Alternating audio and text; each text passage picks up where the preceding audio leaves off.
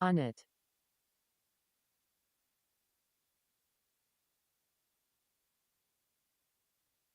Still.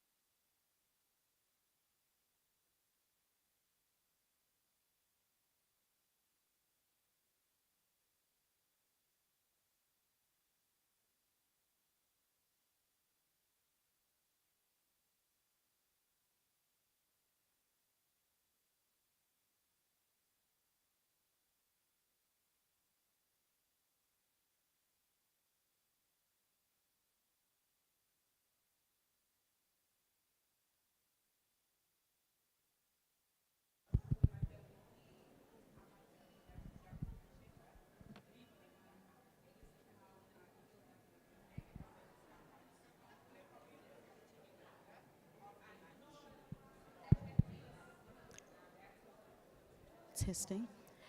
Good afternoon, delegates. Can we please convene at Hall 1 to continue with the program?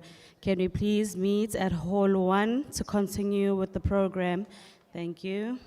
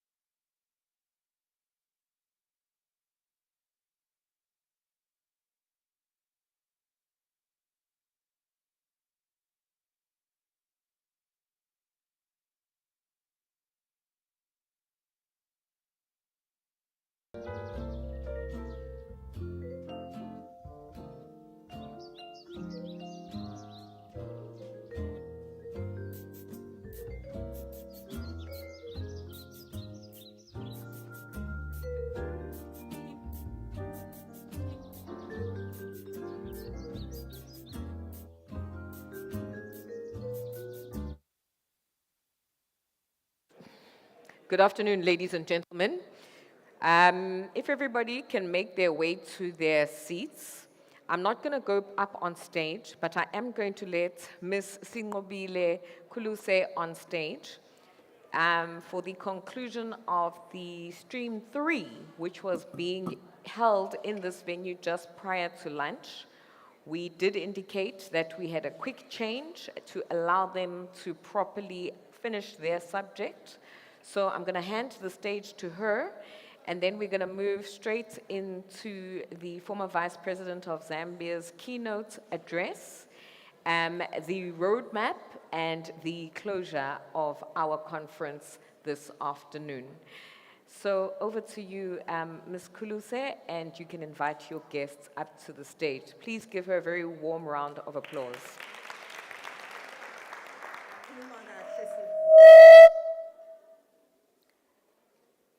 Thank you very much, Lynette. Good afternoon, Sanbonani, Ninjani. We are now starting what people usually call the graveyard shift, but to me it's the best shift because everyone is re-energized, refueled, and excited to continue with our conference. Our session is session 3, and our topic is stimulating local economies through the value chain. I would like to take this opportunity to invite my panelists that are going to join me in driving this very important conversation. Please come through. I'm joined by Mrs. Dumile Cele, Dr. Ntabiseng Moleko, Ms. Adrian Nicole, Cleon Peoples, Mr. Cleon Peoples, Mr. Eric Darko. Thank you very much. Let's give them a round of applause as they come to the stage. Ladies and gentlemen, we know how daunting it is to speak in front of so many people. So as they make their way, I'm encouraging them to take a deep breath to calm their nerves. Probably giving myself the same advice as well. Our session ran a little bit late in terms of session 1, so I will try to save us time so that we can catch up with our program as we are heading towards the keynote address. But perhaps if I can just briefly introduce myself before I go to my panelists. I'm Singobile Kuluse. I am a member of the Durban Chamber of Commerce and Industry Board and Council. I have the privilege of chairing the manufacturing forum here in eThekwini. I also work for Sandok Austral Shipyards, and there was robust conversation in the previous session about the marine manufacturing space and some of the transformation that aggressively needs to happen in that space. But I'm also proud to share that we are represented, but definitely not sufficiently so. My company builds and repairs ships, commercial, naval, and marine defense. 2 months ago, roughly or less, eThekwini municipality organized a learning exchange to try and encourage and facilitate more discussions around the blue economy. And I think the city can be commended for the efforts in getting the discussion going. And we came out with clear action items on what needs to be done. And there's a lot of work that lies ahead. So the ocean economy space is one that is diverse and one that is a space that needs to drive more transformation indeed. But this session is not about only the ocean's economy. It's about driving localization in various sectors that are going to stimulate and are going to promote inclusive economic growth. And by inclusive, it means we want to include everyone in the space, especially previously disadvantaged groups. I'm proud in my panel that I have got women who are going to share pearls of wisdom. It goes without a doubt that diverse groups and diverse boards and diverse businesses and companies are able to reach their goals and are able to drive more profit from the shared thought that happens. But it's not about me today. It's about our panelists who are going to share with us. Mine is merely to coordinate the conversation, and I'm excited to have this opportunity. Ngicela to give our panelists an opportunity to each introduce themselves. I probably have not done justice at all in terms of where you hail from, who you are, and also to perhaps share a little bit about your space and your journey and where you are at the moment. Ladies and gentlemen, should we do ladies first? Yes. All right. Ladies are still deciding between themselves who's going to go first. Does anybody have a coin so we can maybe spin a coin and see? Thank you so much. Thanks. Thank you very Thanks to much, Ngobile, for that introduction. And thank you very much for allowing me to go first. They say age before beauty. So I'm clearly the elder between the two of us. But good afternoon, ladies and gentlemen. Thank you very much for having us this afternoon. As program director was saying, this is usually the graveyard session, so I'm going to put on my fast-speaking voice so that no one goes to sleep, okay? So I'm proudly South African, uMazungu, ozalelwe Showe. And to really demonstrate that I am really South African, I'm going to say the following, and I want to show our American visitors that what they were trying to do with us, we do it. So I just want to say, kumnandi bala. It's nice to be here.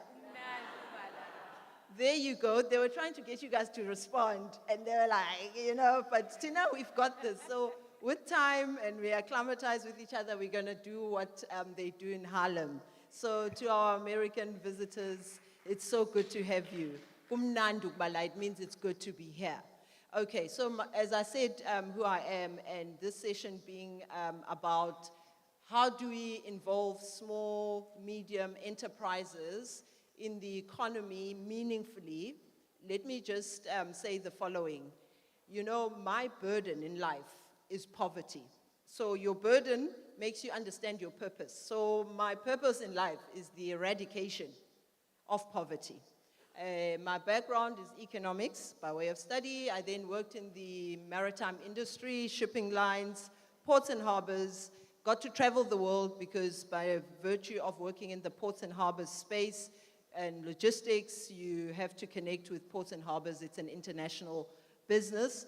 But my last stint on this stage was as the CEO of the Durban Chamber of Commerce and Industry. I am now an entrepreneur because I decided that whilst the big positions are wonderful and you can speak about the theory of doing business, it's another thing when you now have to get involved, which I think that's what the people in this room do. We are all involved in the business sector one way or another. My experience is that I'm involved in big business.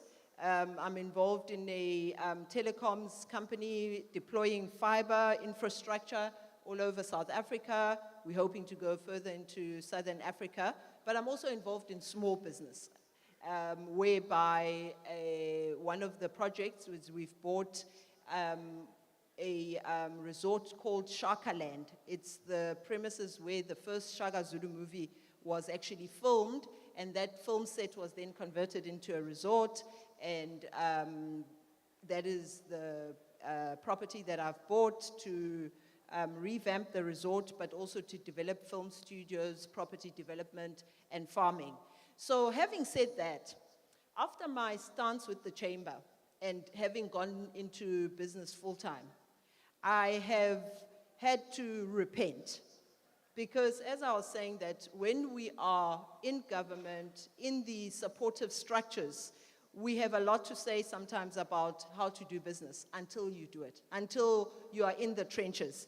And I have spent probably a good year just in my own closet saying, I apologize for having assumed certain things in terms of what small, medium businesses should do, as I saw it from where I was, versus what they have to do. So just to say that I look forward to interacting and saying, these are the challenges where we don't need to dwell in too much because we all know the challenges. To then say, what are the potential solutions by way of creating these business linkages with especially our counterparts across the Atlantic Ocean, but also with each other, because this session is seeking to say, how can we tap into what the previous speaker spoke about? How can we go into the supply chain, into the value chains, and participate? This morning, our colleague, Mr. Vivian Reddy, spoke about owning the Radisson in Umhlanga. And then we began to speak about the value chain and saying, in the Radisson, there are windows, there are carpets, there are flowers, there are knobs, as Lynette put it. How do we hold hands and ensure that we literally, deliberately, intentionally ensure that people get involved in the various aspects of those value chains? And that is how we are going to unlock this economic activity that we are so needing in our country.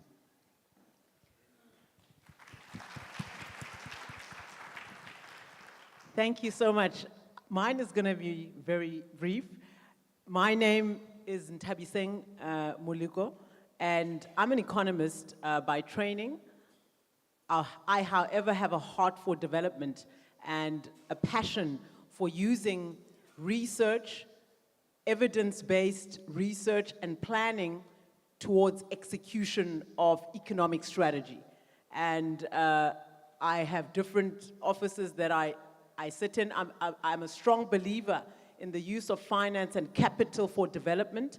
I chair the National Empowerment Fund, but I'm not here today in that capacity, so I ask that no one ask me for money today. Which National Empowerment Fund? And, the one and only. And I'm here today as the CEO of an advisory agency that I run, and primarily what we're seeking to do is to unlock economic development in any particular format. There are hindrances in different portions of the ecosystem of the economy, and I believe we need to talk through, encourage, inculcate in the minds of Africans that change has to come from us now. And change is possible if we change our mindsets and the conversations we have about what solutions must be deployed. So I would say I'm what we call a pracademic. So I'm at Stellenbosch University. If you want to read about the things I write, it's usually about finance, pension market reform, financial development, and also economic development. I've been a commissioner for the Commission of Gender Equality. That's why I'm saying I wear different caps. And I also strongly believe in women economic empowerment and empowerment of those who are on the excluded or in the marginal places, so that you have economic outcomes across the divide and you don't have any pockets of society left out. So I'll stop there. Thank you so much, ladies. Those are powerhouse introductions. No pressure to our two male panelists. But thank you so much. I'm going to go to my brother right here next to me. Please, your introduction, Cleona. Well, greetings, my brothers and sisters. Please excuse me if you hear a little bit of anxiety. I'm a little bit anxious. I've been fasting for the last 24 hours. When I come before our people especially, I like the Creator, Allah, God, the Supreme Being, whatever, or Jehovah, whatever you categorize the higher being is. I like to be spoken through. I also want to say, too, that I'm a little slightly disappointed because I was supposed to, me and my queen over there, raise your hand, queen, up there. It's my fiance there. We were supposed to go back to the school that we visited yesterday and give the kids. We adopted 7 children yesterday at the, yes. We adopted 7 children. We had some gifts for them, but unfortunately, we won't be able to have that. But I am Cleon Peoples. I reside in the United States, but I'm home. When I'm in South Africa, I'm South African. When I'm in Nigeria, I'm Nigerian. When I'm in Ghana, I'm Ghanaian. When I'm on Haiti, I'm Haitian. We're one people.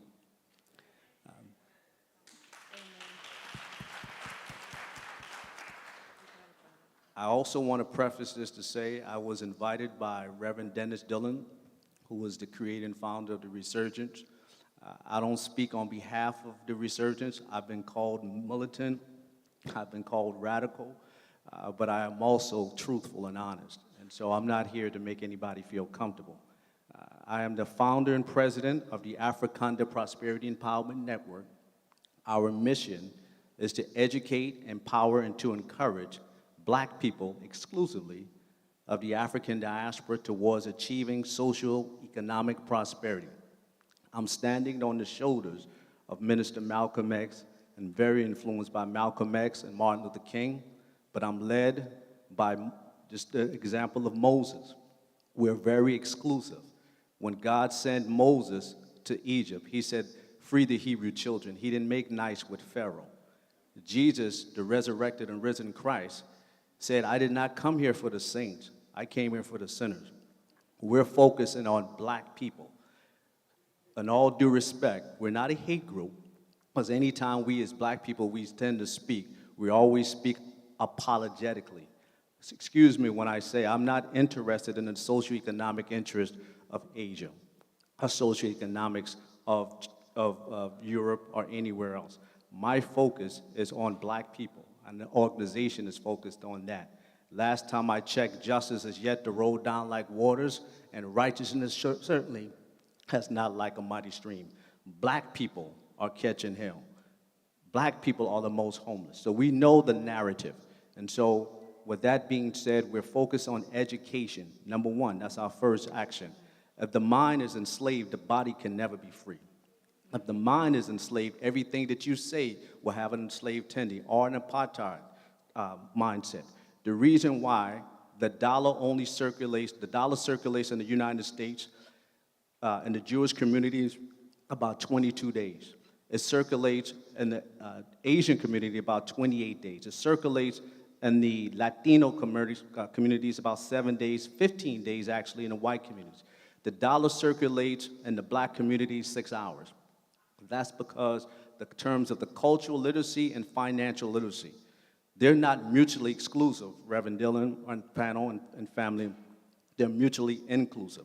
So the reason why the dollar only circulates just for a short period of time is because understanding that China and all the Asians and Indian and others, they have cultural literacy, meaning that they have a level of solidarity in terms of economics. When you understand cultural literacy, you also have to understand the application of that, as well as financial literacy. You can know 1 + 1 = 2, but when you go buy that home and you don't know your interest rate or go buy that vehicle, you still don't have a clear understanding how the two mesh. And so that is really the nut and bolts of the Africanda Prosperity Empowerment Network. I can go on, but I'm very respectful of the time, and we must be disciplined and timely as a people. So I'll stop right there, and I'll be ready for any other questions you may have. Thank you very much. The ladies set the bar, but definitely, so far, so good.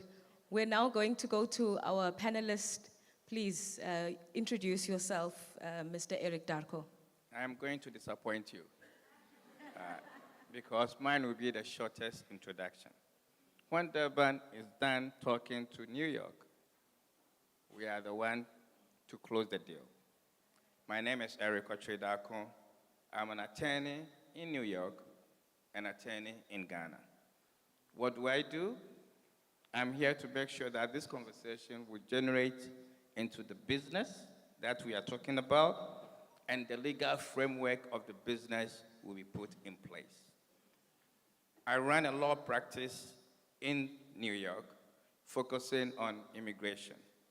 And we are talking about business immigration. We are talking about entertainers coming to United States. We are talking about investors interested in bringing their products to the United States. That is where I operate in that space. At the same time, I have a little bit of political work in Ghana, where I served on the board of Ghana Infrastructure Investment Fund. We are the sovereign fund for Ghana, and we conduct all the infrastructural projects on behalf of the Ghana government. I have seen from both sides, from the private sector, the difficulties in infrastructural projects, and from the government sector, the difficulties in making sure things happen and happen timely. I always say that I am done talking. I only need the action. So as we sit here today, Durban is going to make connections with New York. Resurgence is going to be the vehicle. I believe if you come across any good partner, you can talk to me, you can talk to Resurgence, and we'll make sure that the